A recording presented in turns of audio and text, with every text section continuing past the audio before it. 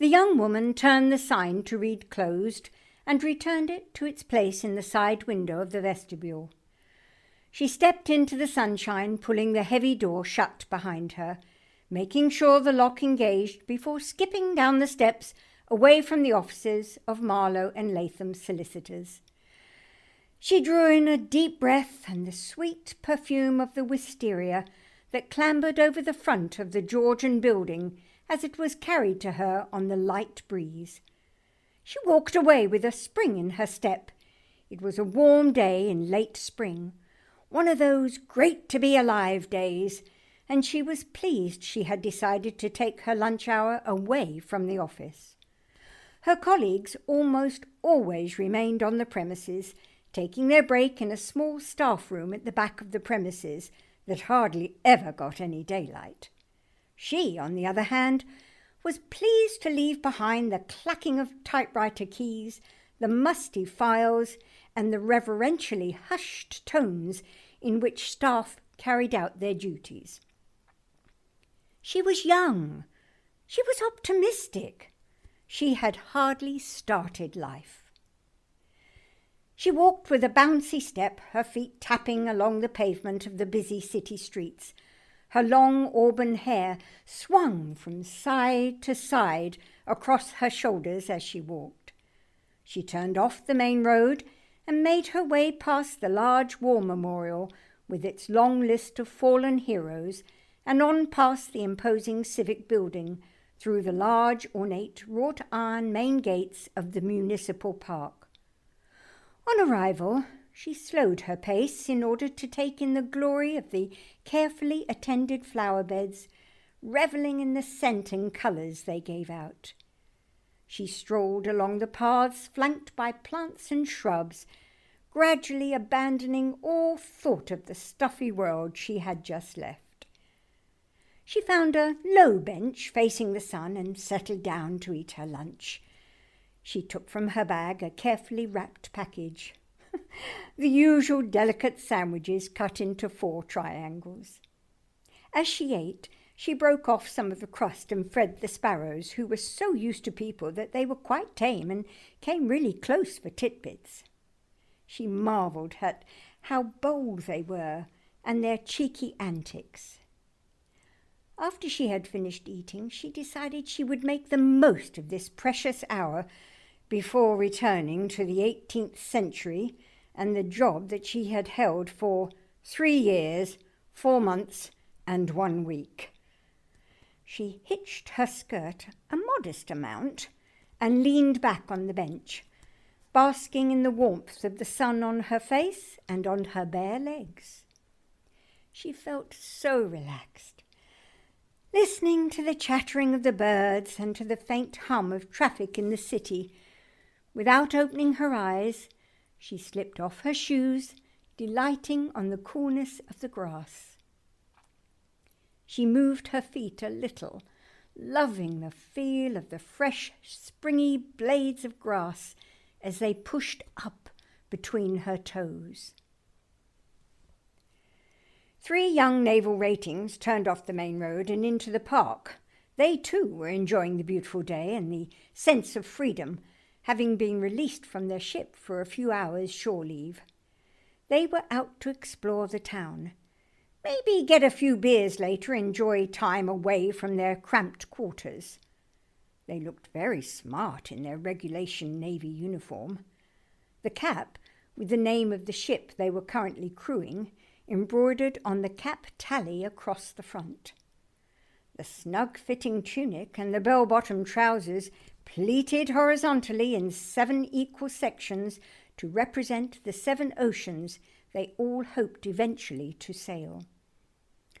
All were lightly tanned, having come home from a recent tropical posting. The uniform, the tan, and the muscled physique of the trio cut a fine image. One young man in particular had an engaging smile, showing even white teeth, and he had bright, twinkly eyes that crinkled when he smiled. Sailors were a familiar and welcome sight in the naval town, as long as they were of good behaviour. These 3 young men were just out to explore what the city had to offer.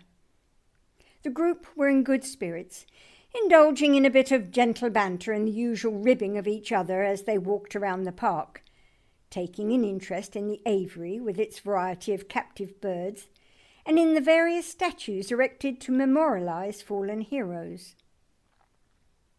The group sat down on a wall to smoke cigarettes. That's when the young man with the crinkly smile spotted her, the young woman, relaxing on a bench with her eyes closed, her auburn hair in soft waves gleaming in the sunlight as it fell loosely around her shoulders. So still, so serene, barely moving. He was captivated. He stared at her, noting every aspect of her trim figure and perfectly proportioned features.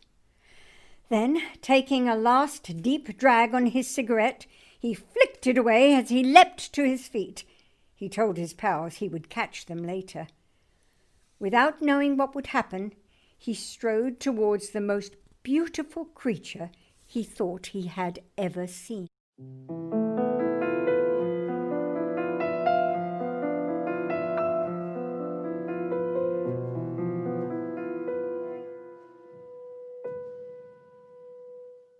On the radio, the shipping forecast had just ended.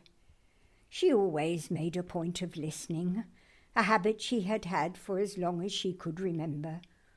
Although it was only local weather conditions for British waters, it was a habit she had started many years previously. A connection to her man, his job, his crew, and to all those other unknown people who relied on the sea for their living. She clicked off the radio and said a silent prayer for all those souls at sea, just as she had done for many years. In the chair at the left of the fireplace, the old man coughed, a rasping cough. His chest sounded bubbly and his breathing was harsh and laboured. She fitted the nebulizer mask that the old man needed to help ease his breathing. She stroked his hair and fussed at the way the straps left indentations across the old man's cheeks, adding to the myriad of lines in his leathered skin, lines she thought he had earned from his time at sea, sailing to foreign postings, familiar lines, lines that she loved. The skin on his face was still a little tanned, but maybe a little weathered now. His eyes still twinkled blue, just like the first time she saw him, although maybe with a little less clarity.